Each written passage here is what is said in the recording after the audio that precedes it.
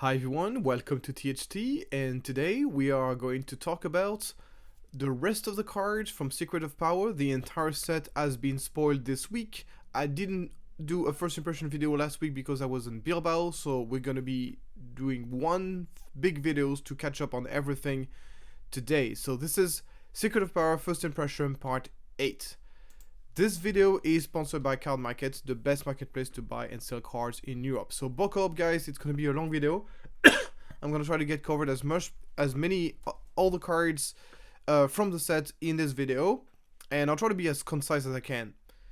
So for the cards, I either think the card is unlikely to see play, either I don't know, I think the card is likely to see play, or I think the card is likely to have a meta-defining impact. So onto the first card, Consular Cruiser, a very simple 4/5 Sentinel 4/5. Not a bad card to be honest. It has a good amount of HP, a good amount of attack, but I think it comes a little bit late to the party for most space decks. So we've seen card like Graceful Progress actually seeing play. So if you have a deck that can slow things down enough, you can eventually block the space everywhere with Graceful Progress. With that being said, Graceful Progress in Constructors has only seen play in one deck, and that's in the Ray blue deck, because this is a deck that is really capable of slowing down the game enough so the actual Space Sentinels can actually properly block the Space Arena. And also the fact that he has 2 HP means that you can boost his attack with the +1/+1 counters coming from Ray, which is very relevant because otherwise Graceful Progress really doesn't kill anything. One thing that really upsets me, and I'm gonna go a little bit on a rant on this card, this spaceship that you're seeing here is the exact same spaceship that is the Radiant 7. So Radiant 7 is the named version of that ship basically, but those are exactly the same ship. And I do not understand for the life of me why the Consular Cruiser is considered a transport and the other one is considered a capital ship. This doesn't make any sense. Those two ships are exactly the same ship. And one is a capital ship, the other one is not. And that drives me nuts because I know that if this card was a capital ship, if the Consular Cruiser was a capital ship, it would actually be a pretty good card in Piet. It would actually be a pretty solid card in Piet. You can play it for 4 on one turn earlier, which I think is a big deal. So I really don't understand why this ship is not a capital ship, and for me it's a really big missed opportunity for Flight to make this ship a little bit more playable. Unfortunately, as it stands, I don't think this card is going to see much play. As I said, the Graceful Progress is only seeing play because of Ray, so it's not unplayable, and it might see play, but I think it's very unlikely. Moving on, we got Diplomatic Immunity. This card is, I'm usually not a big fan of 2-cost upgrades, and the reason why is because getting those upgrades they don't really fit in the curve very well, because usually you want to start with a turn 1 play, and then you want to play a 3-cost upgrades to curve into it. The 2-cost upgrade is kind of awkward because it doesn't curve well, but it's still kind of a blowout when you put in place a removal on it. While the 1-cost upgrades, at least they're cheap, but they are very low commitment. So the 2-cost upgrades usually in Constructed don't see play unless they have a very powerful effect, because they are kind of awkward. But this card is kind of cool because, first of all, it can be played in either space or ground, and whenever the unit is attacked, you can disclose blue, blue, and white, white. So it basically gives the Shirut ability as well as a +2/+2 bonus. So now we know how the Shirut effect, how powerful it is. The -2 attack on every attack can be really, really annoying to get through. And this added to a +2/+2 bonus can be extremely annoying to deal with. And disclosing double blue and double white is not difficult especially if you're playing a mono blue deck. So I think this card is likely, if ever this card is going to see play, it's most likely going to be in a double blue deck. And because double blue already has a tons of like Sentinel units, and playing this on the Sentinels can be extremely powerful. So in my opinion, I'm going to give this a maybe. I think this card is going to be very situational if it sees play, and it's going to be very meta dependent. So it's impossible to say whether there's an environment for this card to exist, but on paper I think the card is quite good and has chances to see play. Moving on, we got another legendary, that's the Vigil. This card is just so puzzling on so many levels. Why is it So it's a 7-drop that has effectively no immediate impact on the game, which is a death sentence. Making friendly units slightly more difficult to kill is kind of nice. But the fact that the unit will take more damage on everything is kind of awkward. Yeah, it does have plot, but that means it only works if you have a leader that deploys on 7, which would be, most likely would be Yoda. But obviously, if you're playing Yoda, you much prefer to play something that actually has an impact on the game. Something like Lucas. A general rule here for plot, in my opinion, is that for plot to really be good, it needs to have an immediate impact, because if your plot card doesn't have an immediate impact, then you're kind of losing that effect of like 2 action in 1, where you deploy your leader and then you get 2 things going at once.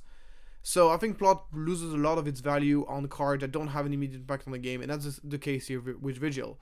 So this card is just simply not good. There's way better option for 7 drops. The plots is pretty much irrelevant. The ability is really situational, and the body itself is not even that impressive for something that costs 7. Next we got the Kazuda unit. This card is actually quite nice. The 2/6 Raid 2 for 4 is not terrible. It's kind of a 4/6. But then the ability becomes really powerful. Your opponent has fewer resources than you get +2 attack. This means that this card is a pseudo 6/6 for 4, which is really powerful. Like, this puts a lot of pressure on the opponent, and you can play it even earlier if you play this in a hand 2 deck. So I think it's quite powerful. Obviously, you need to be controlling fewer resources than your opponent, but that's something that is not so difficult to do if you're playing a very aggressive deck.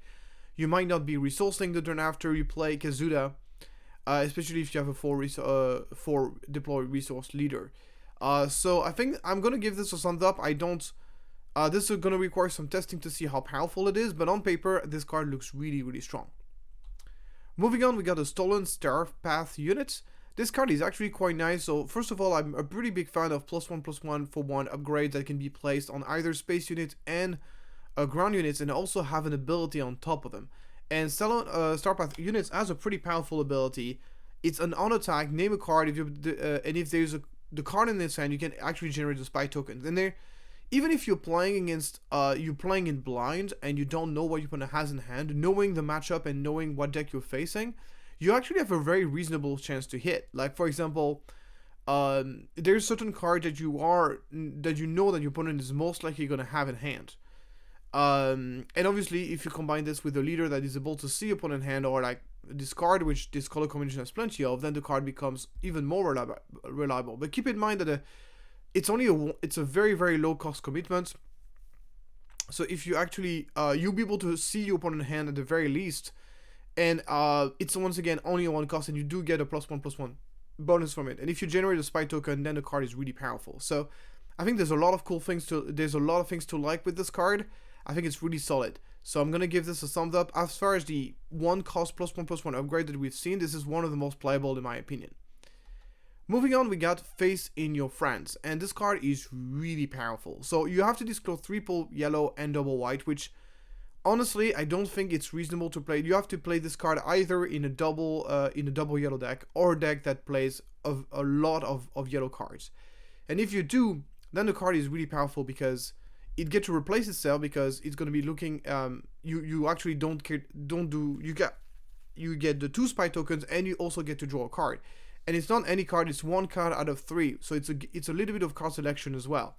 And 2 spy tokens for only 2 resource is very powerful. It's basically if you look at the other card that generates 2 clones, it costs actually 3, and that's a double green card.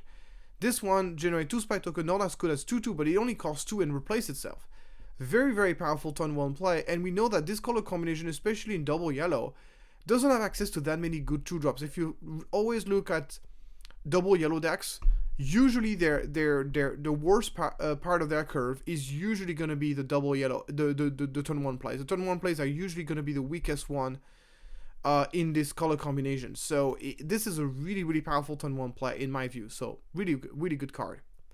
It's also a way for, if you're playing double yellow Han, it's a way to basically get yourself a pretty decent turn 1 play without having to spend a card, which means that you'll be able to use Han's ability more aggressively later on in the game. Next, we got the new leader.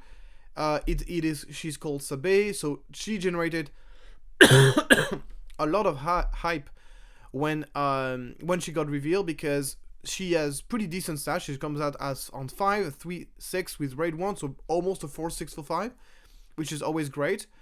And she has an ability that doesn't require an action and doesn't require a resource, and can actually be very annoying for the opponent. You get to filter out one card out of the 2 next card the opponent is going to draw, which I think can be really, really powerful in some situation.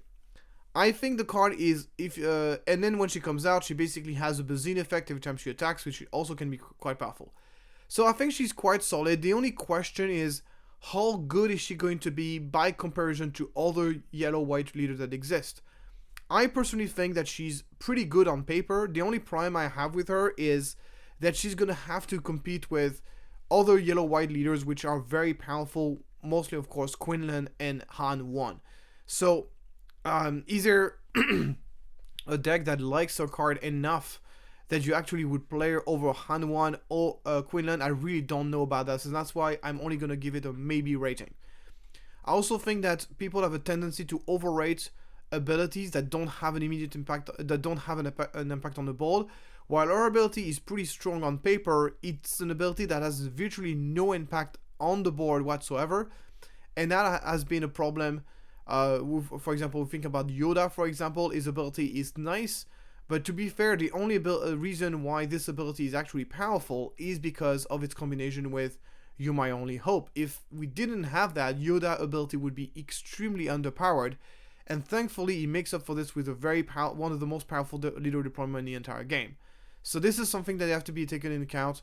No matter how flexible certain abilities are, abilities that don't have impact on the board are often not that great. Moving on, we got one of the most interesting cards that's been revealed in the set. This is Gallen Erso. This card is really interesting. It's very close to like a regional governor.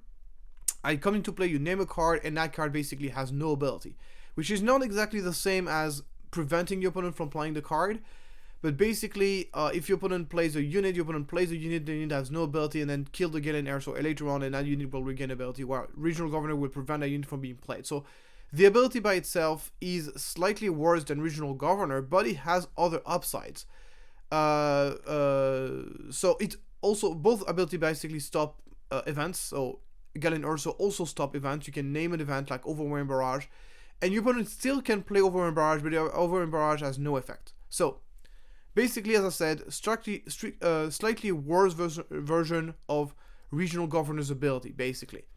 However, Gallen Erso has other advantages. The first one is like he can stop any card, including bases. He can actually blank Energy Conversion Lab and Tarkentan, which is extremely relevant, especially Energy Conversion Lab. So let's say you know you're playing against a Sabine player and you're going to be deploying your leader. And you know that your opponent, so you can be deploying your leader, and you are basically want to protect your leader against ECL. You just play Gallen Erso, name ECL. Your opponent cannot ambush your leader, and you can do this in one motion because the card has plot, which is really, really great. Also has pretty decent stat. The 3/5 for 4 is pretty, with a very powerful ability.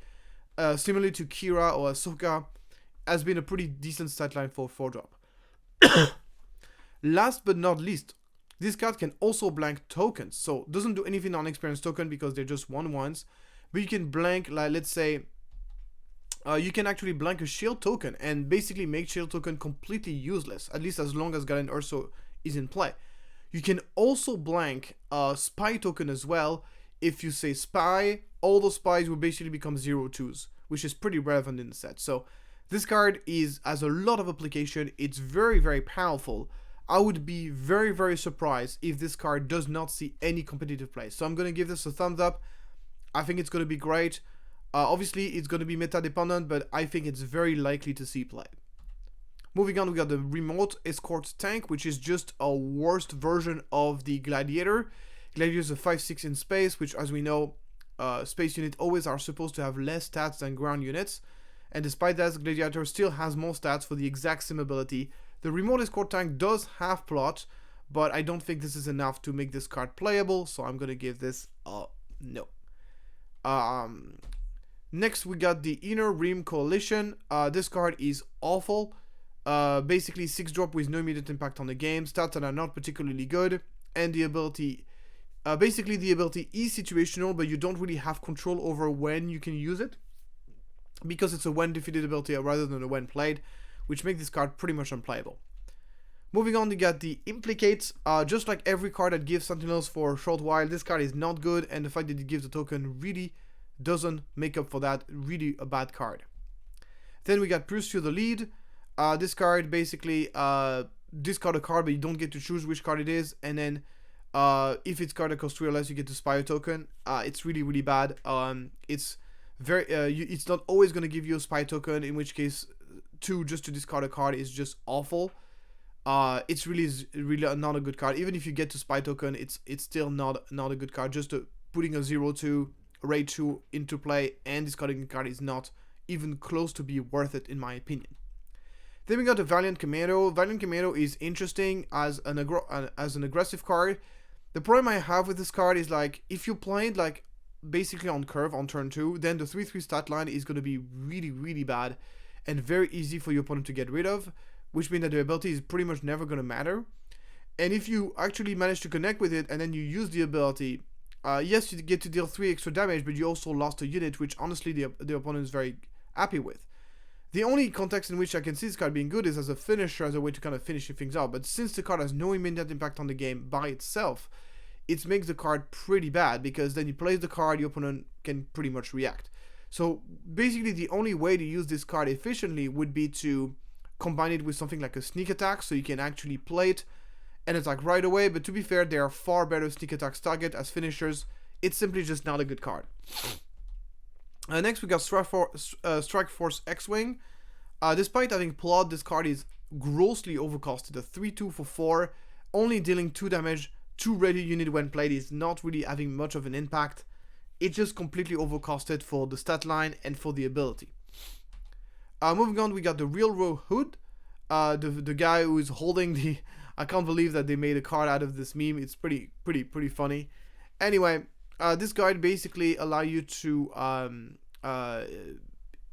make basically upgrades undefeatable whenever he's on him. But the problem is, like, it's not protecting against the bigger threat. Whenever you have an upgraded unit, you're not really so scared, even depending on the matchup, right? There's some matchup where you'll be happy to protect the upgrade, but in most matchups, you're actually afraid of the unit itself being bounced or being killed, in which case you won't get back the upgrade, and the upgrade will still be destroyed. So it's protecting the upgrade, but it's not protecting the unit, which means that in most matchups, the opponent can simply just kill the unit.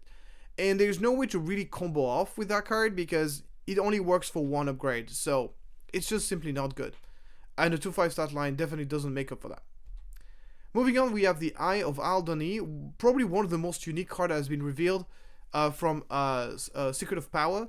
This card basically forces your opponent to pay attacks for every unit that he has, or he has to exhaust them.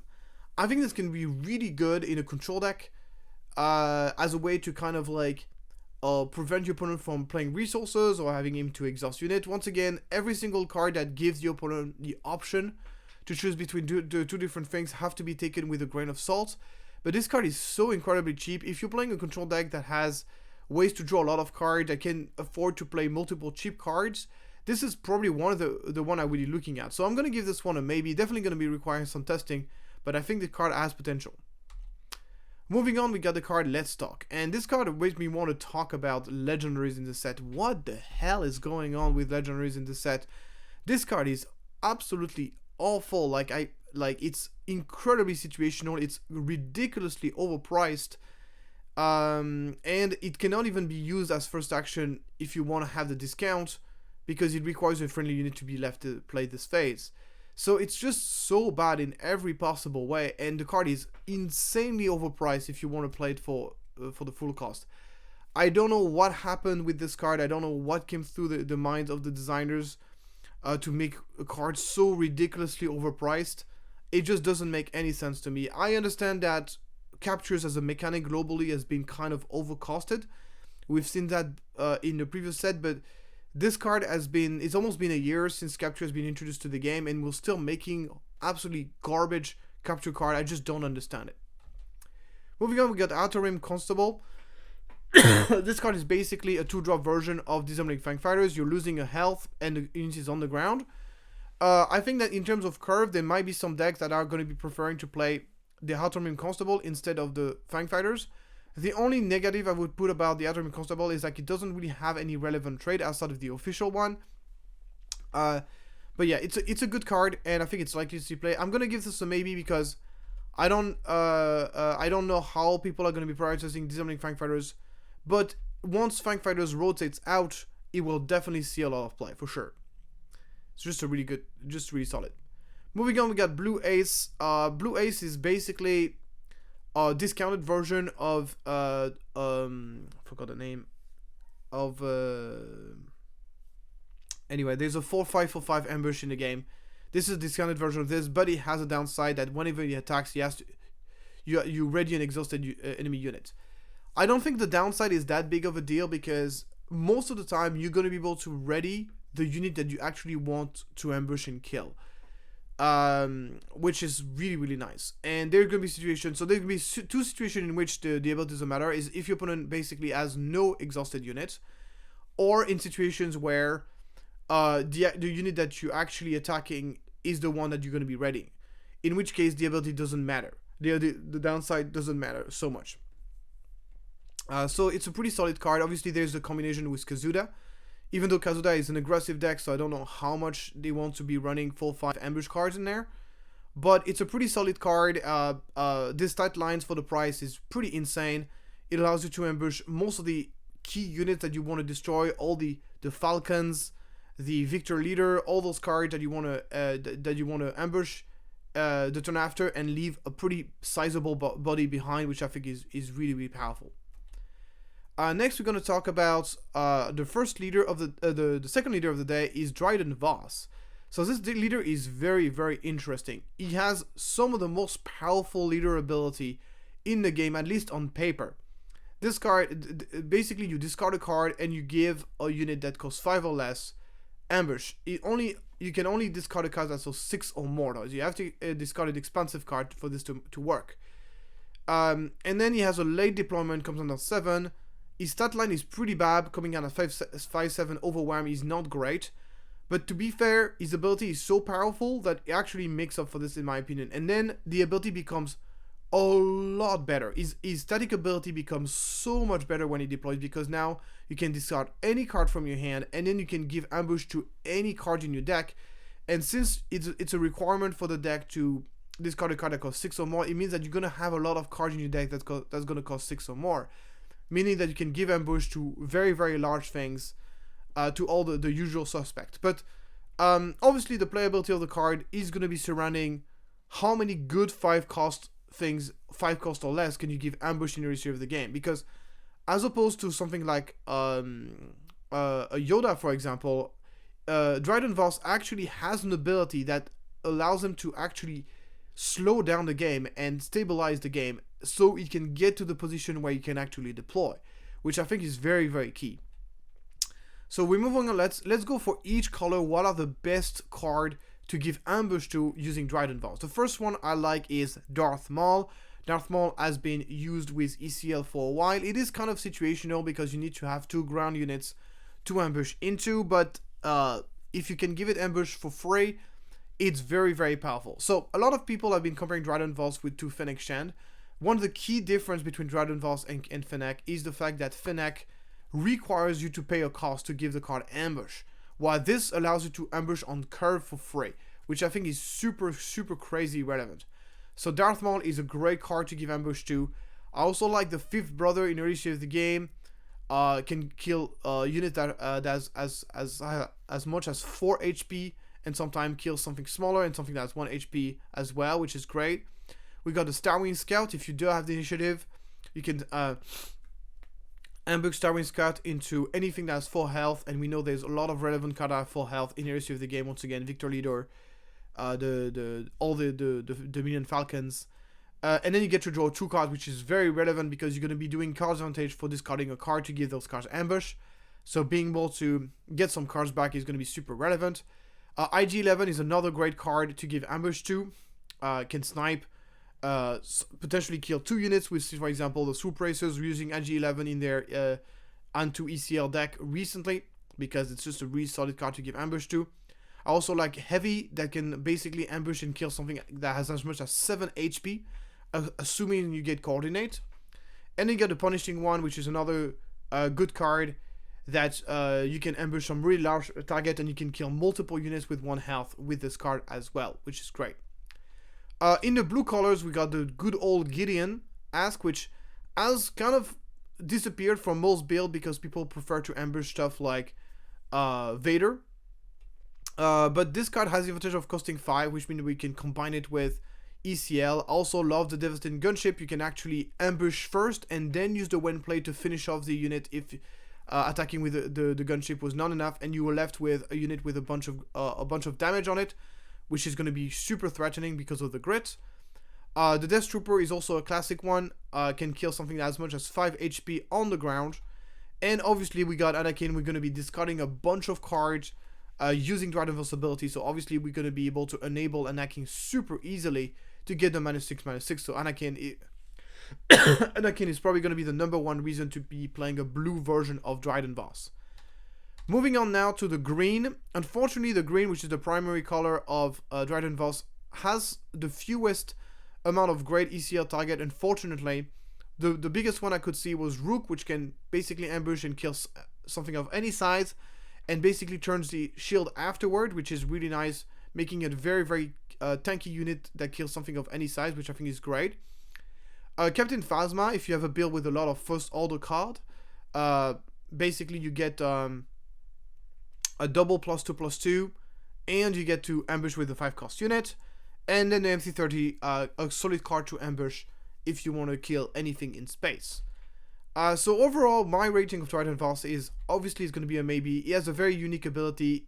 He's very difficult to rate because we've never had a leader like this before, which is great. And obviously, he's going to have a weak deployment. He's going to be expensive, and maybe the card disadvantage is just something that you cannot accommodate. So there's a lot of things to be wary about, but overall I think he's a really, really good leader that is going to be worth trying for sure. Moving on, we got Condemn. This card is basically kind of like a new kind of a removal. The problem of removal that are attachments is that they counter synergize with the most played removal in the game, which is Power Dark Side. So you usually don't want to have those kind of cards combined with Power Dark Side. Or if you play them, they need to be really, really powerful. And unfortunately, Condemned is just a worse version of Frozen Carbonite in almost every possible way. Only basically deny the attack value, while Frozen Carbonite will exhaust the unit every time. While this card basically, so yeah, Frozen Carbonite is just so much better in every single way. Condemn does work on leaders, I guess, but I don't think it's enough to justify it. Yeah, I wouldn't want to play this card. Moving on, we got Raxian Assembly, just not a good card. Like I don't know what else to say. It's basically just a draft card. Then we got First Light. This card is just so basically ambush in space are kind of awkward because there's not that many. Most people, the game in general is focused on ground, and only a few specific decks have a lot of space units. Which means that any card that is ambush in space is by default always going to be a little bit situational. And the problem is, like, this card is really expensive. It doesn't actually kill that many things. If you compare this card to something like the Architects, which basically costs only 1 more, and it's going to be able to ambush something up to 7 attack and draw you, and also ramp you at the same time. While this card basically just draw your card. The only redeeming quality of this card is like it has plot. But I don't think it's enough. I think this card just does really not enough. If I really want to play an ambush card that doesn't have great stat, I would prefer to play Eye of Zion, even though I think Eye of Zion is not that good of a card. Moving on, we got Reconnaissance. Card draw events that have no impact on the game are usually not really good in Star Wars Unlimited. No matter and this one is no exception, and it is also quite conditional, so it's not great. Looking Snub Fighter, I actually don't hate this card. It doesn't have great stat, but it does have plot, and he allows you to exhaust a unit unconditionally. So if you compare this to a Death Space Skirmisher, you're losing 1 attack, but you don't have the condition of having another space unit, and it also has plot. And this is a lot of things to make up for. It also is Underworld. So I'm going to give this one a maybe. I think it's a card that I don't know if this is going to see play, but I think if you're building a villainy Condemn deck, it's a deck that it's a card that you're going to have to know about, because it might be a good option for you in your deck, depending on what you're trying to do. Moving on, we got Beguile, which is basically the new Waylay. Once Waylay rotates out, probably this card is going to be replacing it. It only bounces cards that cost 6 or less, and only bounce enemy cards, while Waylay can bounce any card, including your own card, which is relevant. However, this card allows you to look at your opponent's hand. So, in my opinion, in 99.9% of the deck, you're going to always prefer to play Waylay. Because actually being able to bounce very large units is quite relevant against certain decks. However, there are certain decks where looking at your opponent's hand, especially to combine with Stolen Starpath unit, is going to be relevant. I'm going to give this a non-excited rating just because I think that the amount of decks that are going to be wanting to run this card over Waylays are going to be so incredibly rare that, I don't think it's fair to give it a thumbs up just for those few decks. But it might see a little bit of play, but yeah, it's really worse than Waylay in almost every deck. Then we got Kino Loy. This card is interesting, but I don't think it's very good. I think it's way too slow, and it's kind of a win more card. If you have a million exhausted unit, you're already kind of winning the game, and if you don't, then it's a 1-5 for 3, which is just awful. So it just, I'm aware that there are going to be some situation where this card can be pretty insane, but most likely it's not going to be insane. It's going to be way too easy. And in a few cases where it might be insane, it just might be super easy to counter anyway, because it's so incredibly slow. You have to attack with a unit, then attack with another unit, attack with another unit, and then eventually grow and grow and grow and grow to the point where the unit can actually slap for a bunch. But it's just not that good. Moving on to the one way out. Allows you to, it's a buff that gives +1 and overwhelm. The fact that your opponent that you are attacking lose all abilities it's good against Shirut, I guess, but it's just such a situational card, and the buff is extremely weak. If it would have given like +2 attack, I would have been pretty excited about it, but just +1 attack is just simply not good enough. There are far better buffs out there. Next, we got Obi-Wan Kenobi. I put the Ezra right away. It has 5 HP, it's a full 5. But yeah, basically, a lot of people have been very excited, even rating this card as the best legendary in the set, and I allegedly don't understand why people are excited about this card. 4-5 for 4 is not a great stat line for a card that has no immediate impact on the board. The ability is going to give you like a maybe card on stage like Ezra, but Ezra is actually better because you're going to be you prefer to play cards of your own deck rather than playing cards from your opponent's deck. And the reason being is very simple. Your deck is, even though you ignore aspect penalty, your deck is designed for your own cards to work within your deck. So obviously, on average, the cards from your own deck are better for you than the cards of your opponent deck. So card ability that allows you to play the cards from your opponents are always worse than the ability that allows you to play from your own deck, and this card is no exception. So you get a +1/+1 stat line, but you're costing 1 more compared to Ezra. So overall, I think this card is just a worse version of Ezra, and Ezra is already a card that basically almost doesn't see play anymore. So in my opinion, I'm not ruling out that this card might see some play in some decks, like if you're playing a Force deck and you're missing 4 drops of. But even then, there are better options. Like you could be playing the Jedi Sentinels, the 5/4 Sentinels, or obviously you could play Ahsoka. So overall, I think this card is really not gonna see much play, and this is once again another legendary that is not gonna see any play, pretty much. So yeah, it's not great. Once again, it's a worse version of Ezra. So no, I don't see why people are excited about it. Next, we got a leader. This is Jabba the Hutt. So Jabba the Hutt is pretty interesting. I think his leader ability is far too situational and it's far too difficult to use. You need to have a friendly unit that is damaged, then you need to pay 1, and then you need to deal 1 damage. It's a lot of work. There's not that many units in the game that self-damage. Obviously, if you're playing Han, then all of your units self-damage, but you can't combine Han and Jabba the Hutt unless you're playing Twin Suns. And even in Twin Suns, I don't think you can, because I don't think you can combine heroism and villainy in Twin Suns. I actually don't know about that. Anyway. So yeah, there's just not enough support. There's not enough self-damaging unit to make the ability reliable. And so the ability basically is pretty bad. However, his deployment is actually pretty strong. 2 8s means it's very difficult to kill and comes out relatively early. And the ability can actually allow you to kill a lot of things, especially in combination with Ambush. Can really do really well. ECL Vader, very powerful with Jabba. So is yet another green, blue, black leader that work really well with ECL once the deployment comes out. With that being said, I think the leader ability is too weak, and you're gonna be suffering the comparison to other blue black leader like Krennic or Kira. There's just so much competition in that realm of 5 deploy leader in blue black that are really strong. I don't think Jabba hold the comparison, so I just don't like it enough.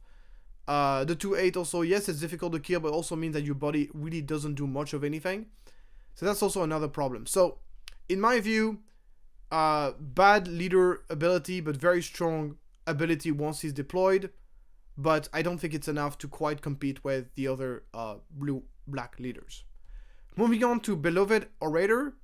So this card is, in my opinion, quite a bit stronger than Badge Brother, which was the Twilight of the Republic version of that card, with a plus 2 HP bonus. You make a spy instead of a 2-2, yes, but I still think Beloved Orator is slightly better. And there's some pretty strong official payoffs in this set. So if you really want to swarm the board, this could be an option. I'm going to give this one a maybe, because obviously this card needs to be played in an official deck, in an official swarm kind of deck for this to work. But if those deck ever become a thing, Beloved Orator is definitely going to be a strong option in there. Talking about Spy Swarm, Queen Amidala is definitely the queen of that. She provides you with 3 bodies for 5 resource, and she has a 5/3 body, and she also has a very powerful ability. Every time a damage would be dealt to her, you can defeat another friendly unit to share a trade with her, so either Naboo or official, and you will prevent that damage. So that means that if you're playing her in an official deck, she's going to be really difficult to kill for a lot of decks. And that works damage from either events or damage coming from enemy units. So obviously there are certain decks that hard counter her, but if you are playing against a deck that can hard counter her, you simply don't play her. That's as simple as that. You just resource her instead. But against deck in which she's very powerful, she's going to be really powerful. She's representing 9 damage as she comes out, and she can be very tricky to kill. She's one of the best way to swarm the board with a bunch of officials if you are running something like the Mon Mothma Unity of Purpose that I was showing you. But I also believe that the card is good enough that it might actually see play in other decks. So I'm not excluding the possibility of this card seeing play in decks that are not specifically official swarm decks. And in my opinion, it is the only legendary in the entire set that I've seen so far, which I'm confident is going to see play. So I'm going to give one a thumbs up. This is crazy, but this is the last spoiler review video, and this is the first time I give a thumbs up to a legendary card, which is crazy. So cool stuff. Also the card looks pretty nice.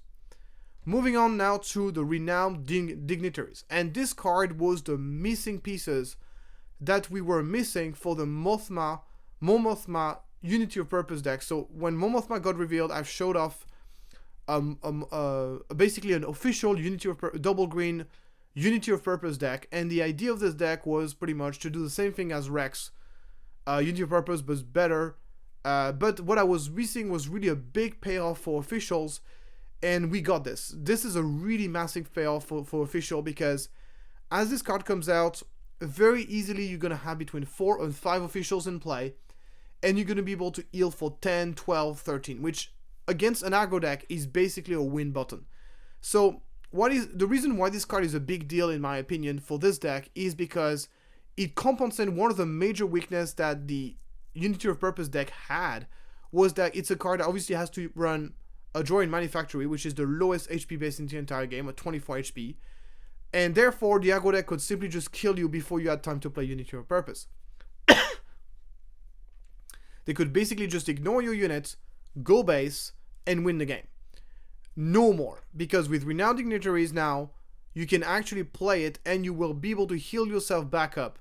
So obviously you need to reach the point where you can play it, but most of the time if you got enough restore cards in your deck and enough Sentinels, you should be able to keep yourself alive by the time Renowned Dignitaries comes out. And if you do, then you just win the game on the spot, because you just re-heal and then you can race and win.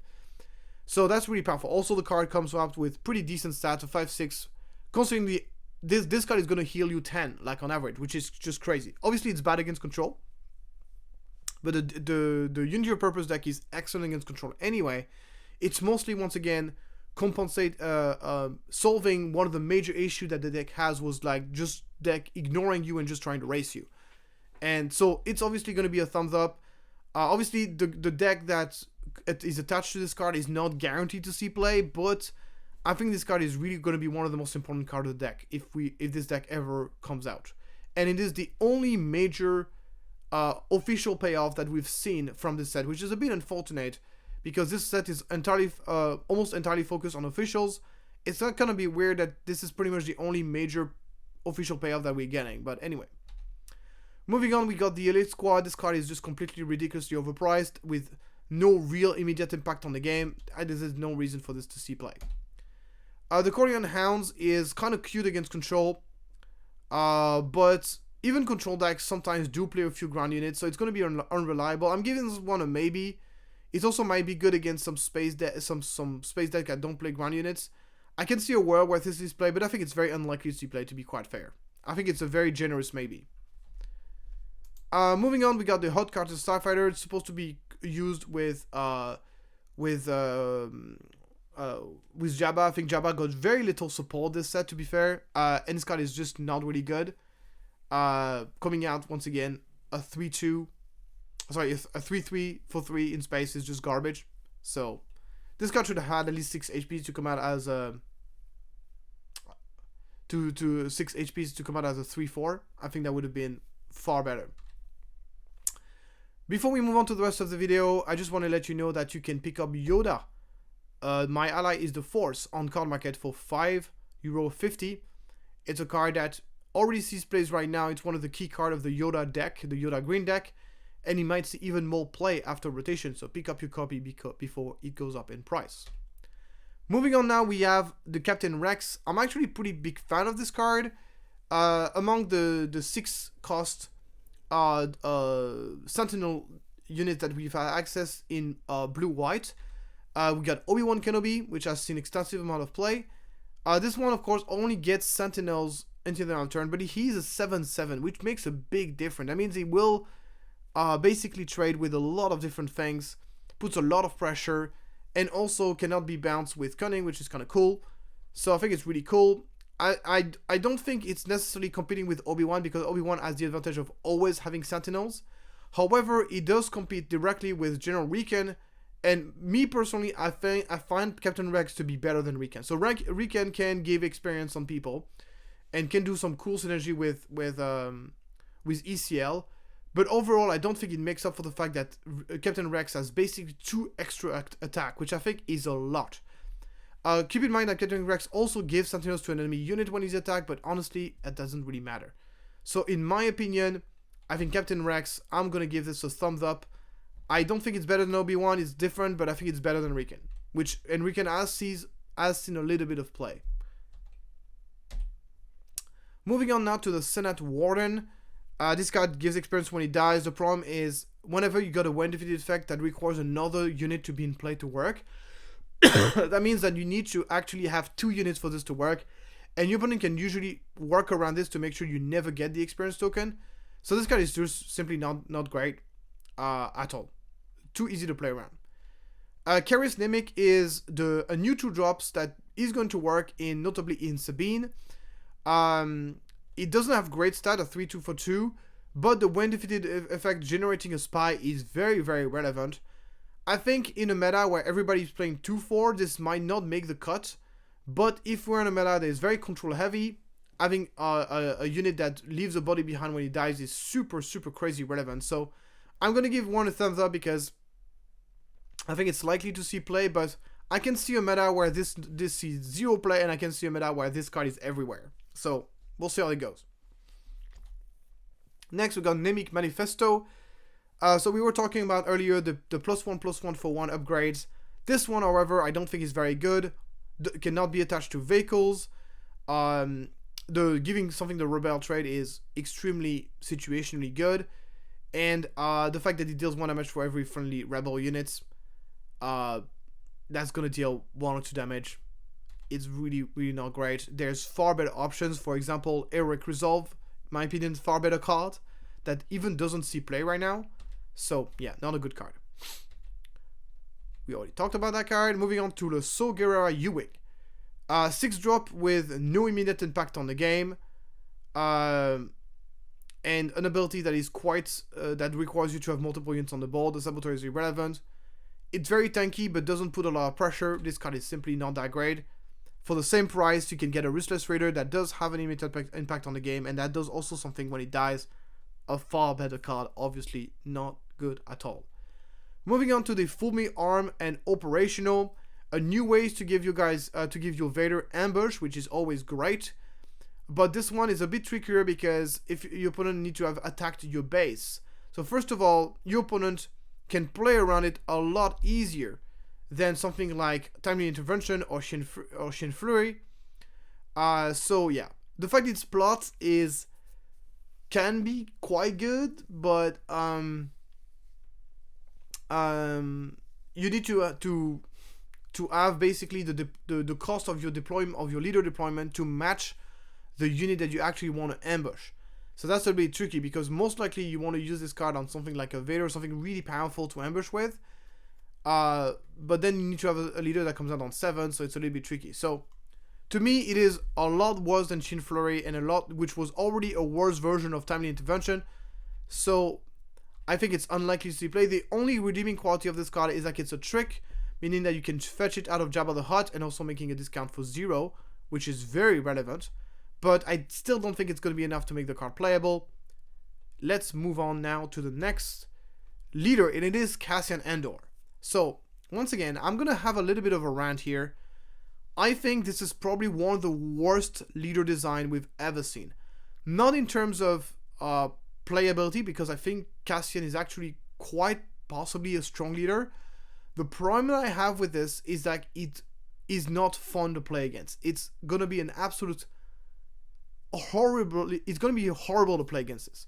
And I explain you why. Basically, one of the great things about Star Wars Unlimited is like the first player advantage, whoever wins the die roll and ended up going first, is a minor advantage. It's a very minor advantage, especially if you compare it to Magic or other games. Going first in this game is not that big of an advantage.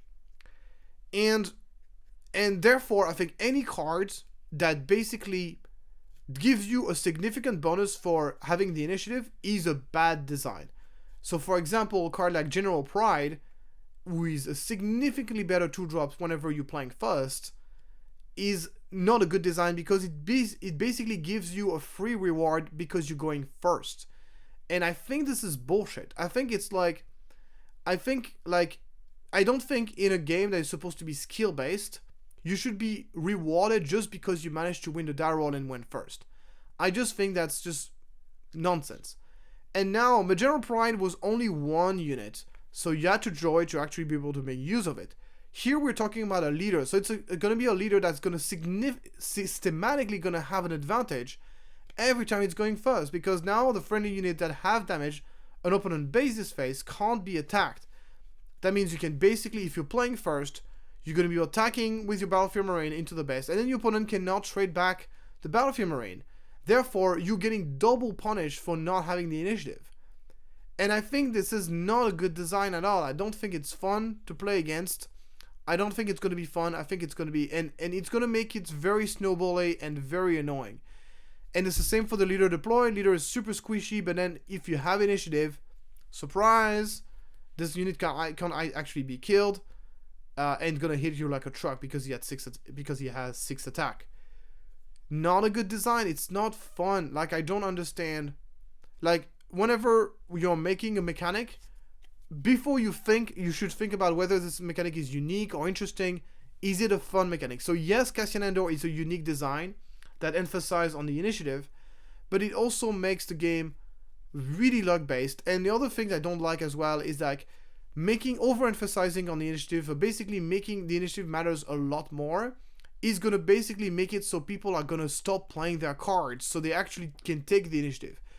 And you know, like, there's actually another game that I've played, and this game had the problem of initiative was too important. And this game was Artifact. So if you ever played Artifact, which was the Dota card game published by Valve, this game had one major problem. It had multiple problems, but this one was a really big one. Is that initiative mattered way too much. And it has a similar initiative system as in Star Wars Unlimited, where you could either play a card or take initiative. But basically in Artifact, it was really bad because having the initiative was so important that people would basically not play any cards just so they could have the initiative for the right moment. And I'm afraid that this Cassian Andor is gonna create similar situation where people are gonna be stopping to play their card just so they can get initiative aggressively and make sure they can counter Cassian. It's just gonna make really unfun games. So I think Cassian, it can be really, really powerful or really, really weak. I'm not exactly sure. For me, this is a maybe.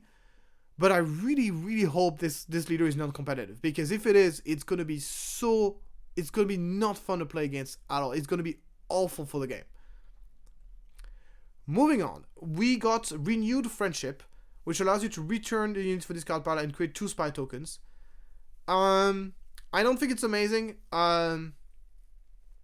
It's a really grindy card. There's a situation where this can be good, but I feel like overall it's a bit situational. If this could return any card from the discard pile to your hand, I would love it with Unity of Purpose, because it allows you to get back into your purpose from the discard and create 2 tokens as well, which is great. Unfortunately, it only returns units, so I don't think it's good enough. Maybe there's an application for this card to be good, but I just don't think it's that great. Moving on now to Lightmaker. Lightmaker is the other legendaries that I think has good chances to see play.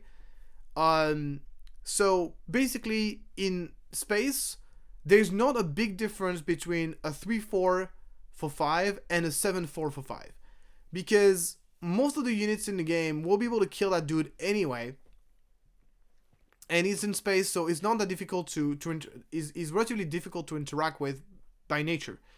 So my thoughts is that this card is the unit with the highest attack level of any units in the game for its cost. And that's pretty incredible. This can put tremendous amount of pressure in space. And if you, by any chance, your opponent manage to kill it first action, you actually get a very big compensation. You get a sort of outmaneuver effect. But it's better than an outmaneuver because you actually only exhaust enemy units, not all units. And this can be a really big blowout. So obviously, if you play the Lightmaker and your opponent kills it right away, that's a pretty big blowout. But then, so you have to be really careful in when you're playing it. You need to play it in a position where the only way for the opponent to deal with it would be your opponent to take initiative and win the game. So, take the initiative and just kill it right away. So, but if you played right, and the only way for your opponent to deal with it is just to take initiative removal, then your opponent will use a removal. You'll be able to exhaust the entire board of your opponent, and you're gonna get a lot of value out of it. And if he doesn't deal with it, then it's 7 damage into his face. So, I don't think this card is guaranteed gonna see play, but I think it's quite decent, and I'm happy enough to give it a thumbs up. I think Amidala is probably better, but I think it's the second best legendary in the set. At least this is my first impression. Moving on, we got the Heroic Arc 170. This card is just understats for its price, and his one playability is not that impressive. It's gonna be decent in draft, but it's not gonna see play in constructed. Moving on, we got the Escape Pod, which is kind of a disappointment because Escape Pod is one of the most iconic Star Wars thing, in my opinion. Like, it's very iconic, in my opinion. And this card is probably one of the worst card in the entire game. Like, this is so incredibly bad. So basically, what you're supposed to do with this card is you play this, and then you capture a friendly, non-vehicle, non-leader unit to kind of rescue a unit, if that makes sense. So, that makes sense, okay? But the problem is, if your opponent is about to kill a unit, and you are basically capturing it instead, the opponent is like, fair enough, it's out of the way, that's all good for me. So you're not really saving it.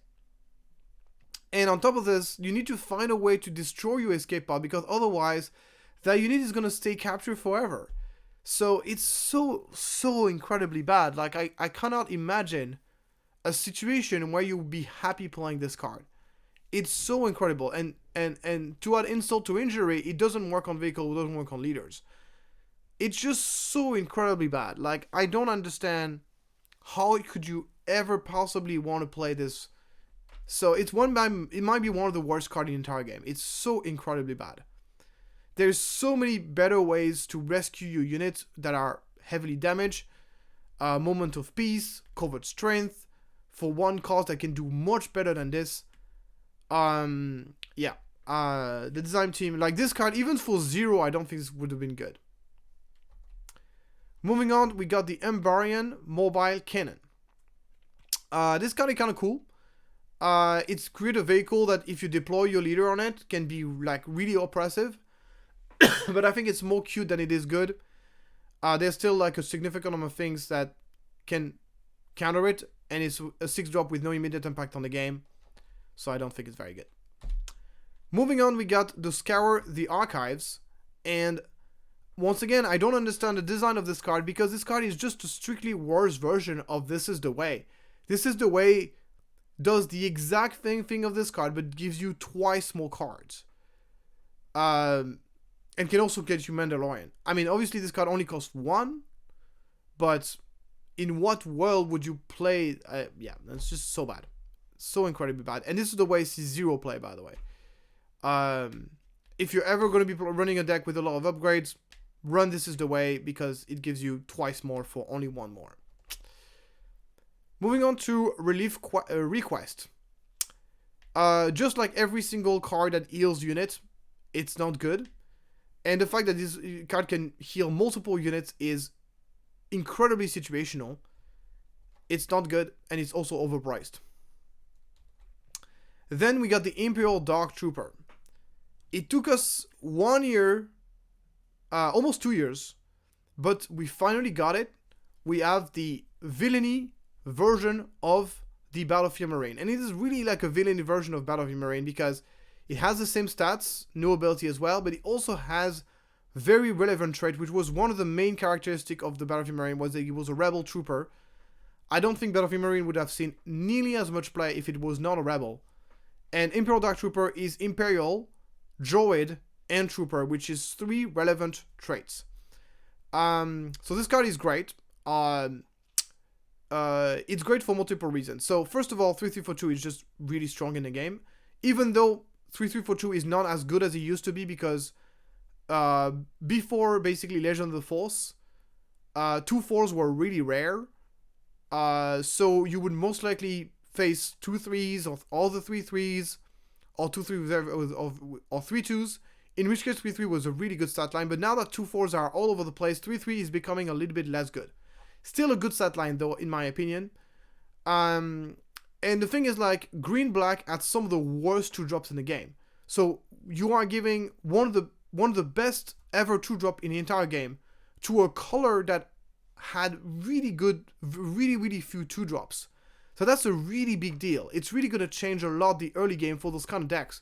Now those decks are not going to be as fragile against Sabine, because now they can actually trade. For example, imagine like a Piet deck basically had no way to trade with the Battlefield Marine on turn 1. But now it's going to have the option to do that. And not only that, it is also a droid, meaning that you can pick it up to Invisible Hand, which is a really big deal as well. So it's a really good 2-drop that synergize with Invisible Hand in a color combination that really didn't have a lot of good 2-drops. So for me, this card is going to have a real meta impact on the game.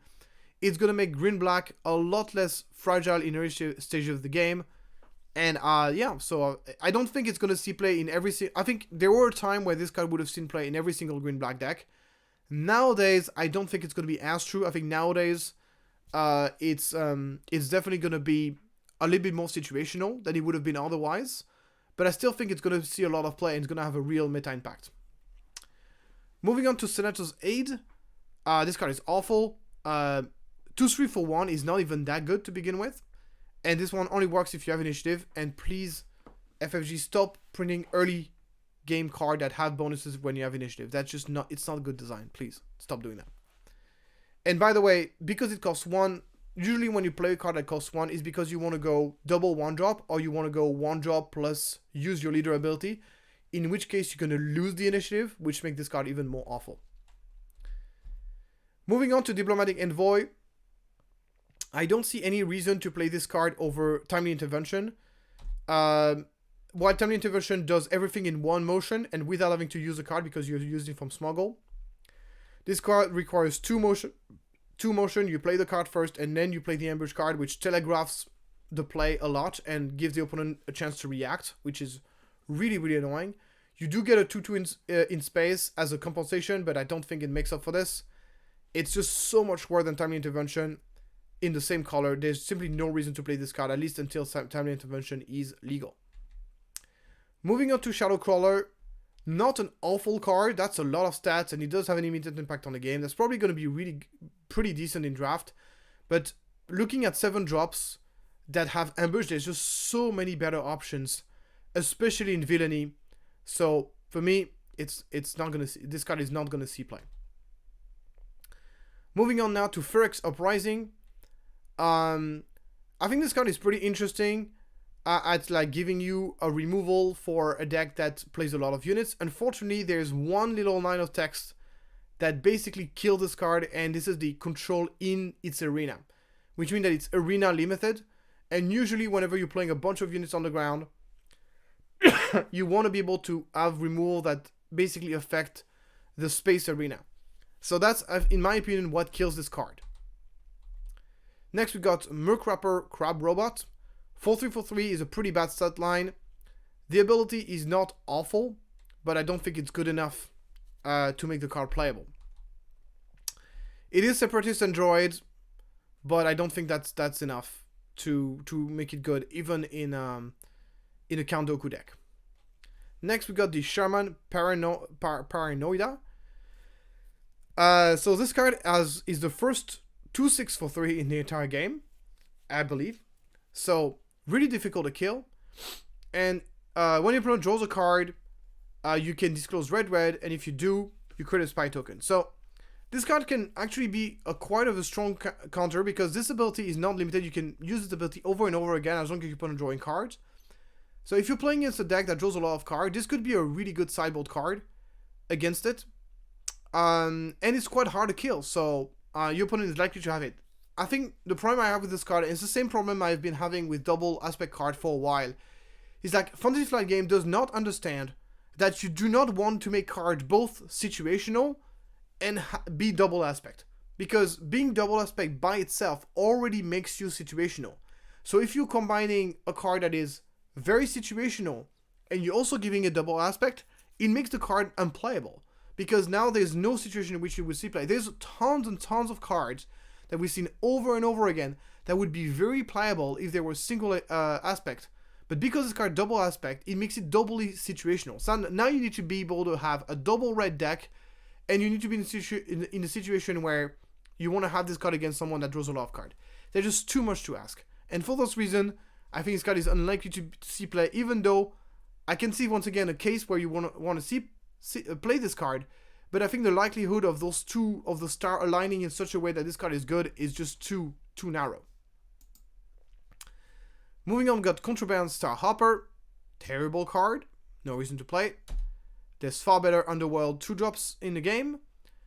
Coruscant Undercity Police. Terrible card. There are far better cards in the game. Republic Walker could have been a playable card in a triple Dark Raid deck. But with triple Dark Raid either way, it's just too expensive for a card that has no immediate impact on the board, and there's just far better options for 6-drop anyway. Emissary from Ryloth is not terrible, but it's just overpriced. And the ability is not that great. Then we got the Skyhopper Canyon Runner. It would have been a space unit. It would have actually been pretty good. But as a ground unit, they're just far better options. Regulations Bureaucrat, a card that not many people talk about. But I think this card is actually pretty insane. It's like very difficult to kill. And it has an ability that that is extremely relevant. So obviously, if you have initiative, it's very powerful because you can just first action exhaust your opponent resource and force your opponent to play under curve, which is insanely relevant. But even if you don't have initiative, it's a card that's going to be super annoying because now, usually in Star Wars Unlimited, you want to play first with you want to attack with your unit first and then play your cards after. But with this card, you're gonna have to play your card first if you don't want to get your resource to be tap out. Another thing as well is the fact that if you are in a counter turn where you're spending you want to play multiple units, and you want to carve out multiple units, then it's not gonna work out because the Bureau card will also block you out there. So extremely disruptive and very difficult to get rid of the board of 5 HP, and comes to play really early on in the game with 2 relevant Red Emperor official. This card is really good. I give this a maybe, but honestly, guys, I'm gonna change my mind. This is a thumbs up. This is a thumbs up, guys. It's not a maybe. It's a thumbs up to me. I think it's definitely gonna see play. It's really good. Moving on, we got Xena's Shadow Fighter. Pretty horrible. FFG needs to understand as well that hidden doesn't matter on 2-drops, because 2-drops that get played on turn 1, there's almost no way to attack a unit on turn 1 unless you have a turn 1 ambush. So hidden basically doesn't matter, even more so in space. So this is basically a 2-2 for 2 in space, which is obviously horrible. Higher Slicer, not great stats. The ability is extremely situational, extremely difficult to pull off, and not even that impactful when it actually works out. It's not good. Moving on to Duchess Investigator. Actually, pretty powerful ability, but really bad stats. I don't think it's awful, but I just think there's just better things to do for 5 resources in most of the cards in the game. Maybe there's a world where you're playing like a very hand disruptive deck, where this could be quite good, but just the stat line for the price is just a bit awful. Special modification is not bad. If you're playing a deck that is almost exclusively vehicles, then +1/+3 for 2 is not bad. And then it gives you a spy token if it's transport. There's a lot of things that need to work out for this card to be good, though. You need to play a deck with a lot of transport. And as I said, 2 resource upgrades are always a little bit awkward. So I think the card can be good. I can see a world where this card is good. But I think it's so situational that I'm not ready to give it a thumbs up. Accelerate or plans. This card is actually pretty interesting. It's kind of a surprise strike, but it requires you, instead of paying 2, you have to pay 1 and exhaust another unit. So obviously it is worse than surprise strike. I think everybody agrees on this, but it's close enough. And if you're playing a deck that plays a lot of small units, and usually you want a finisher, you want to kill someone in 1 motion, so you don't really care if you're exhausting a unit.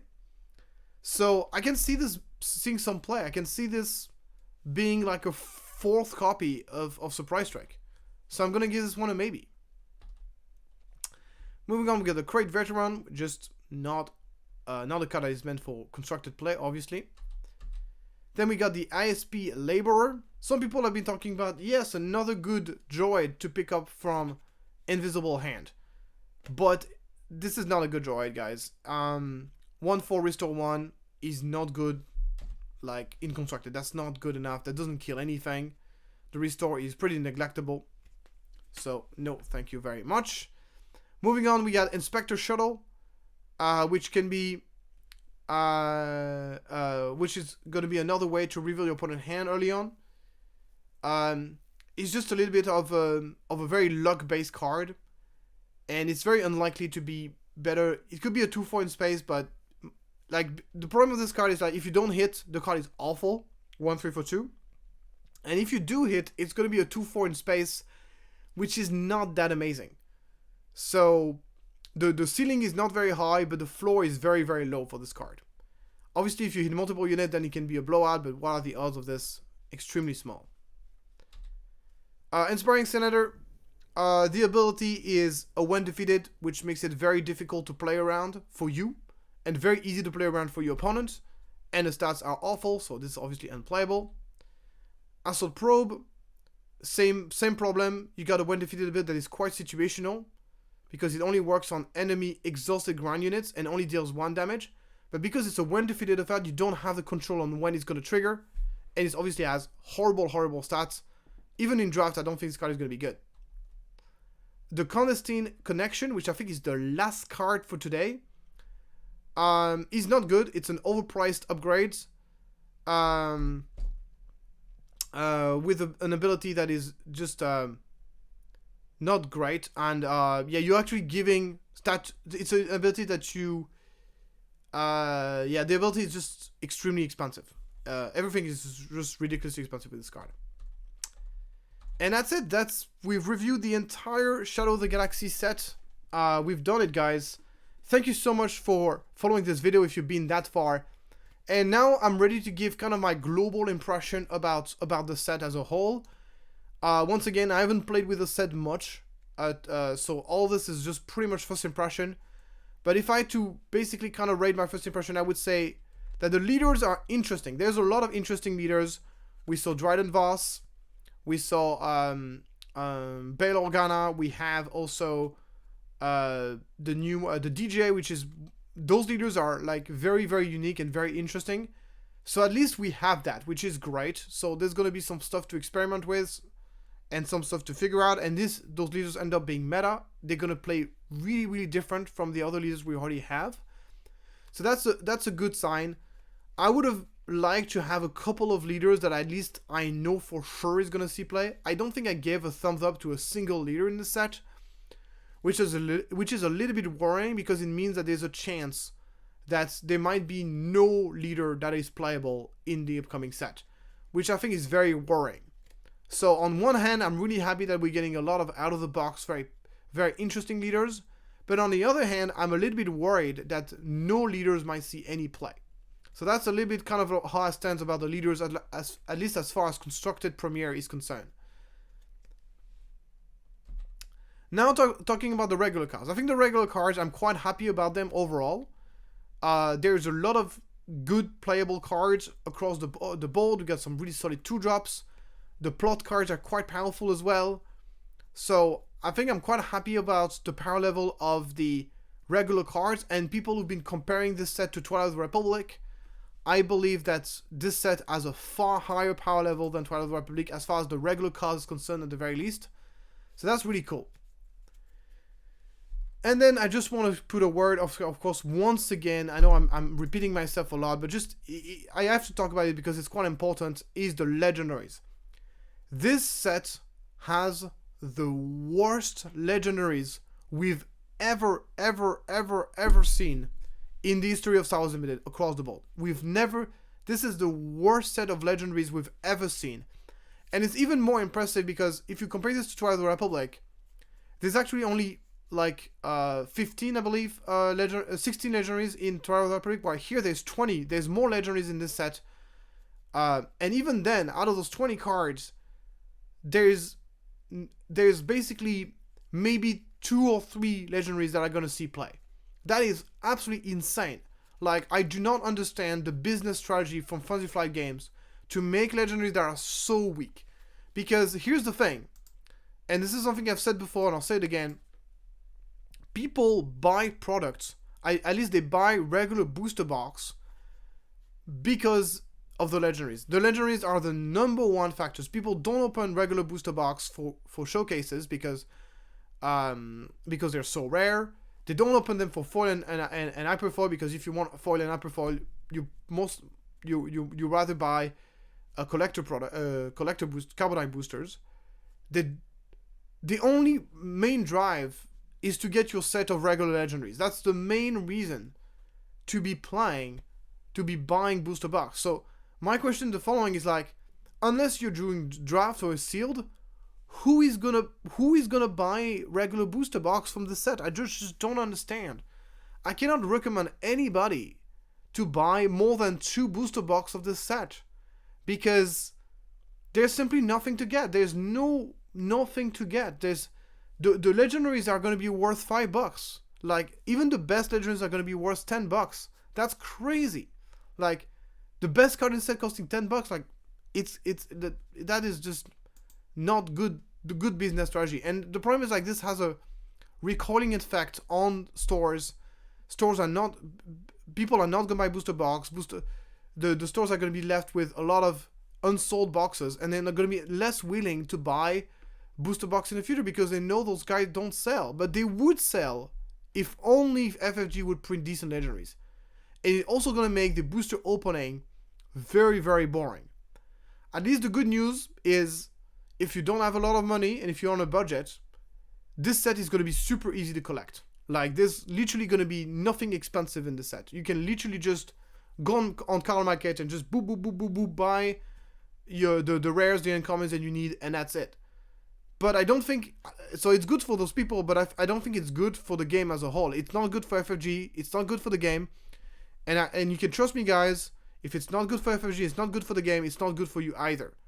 So I've complained many times in the past that legendaries are too weak. Once again, I'm not advocating for legendaries like Luke Skywalker or Vader, which are just staples that goes in every deck. I'm advocating for powerful legendaries that are powerful in their specific archetypes. But unfortunately, we have way too few of those in the previous set, and in this set, they are non-existent. I've already complained in the past that legendaries were too weak in general, but this set is just bringing it to a whole new level. So, that was my rant about the legendaries now that we have seen the entire set. Yeah, and this is my first impression about the set. I think there's going to be a lot of cool, interesting things to experiment with. Yeah, so, thank you so much for following that video, and I'll see you next time.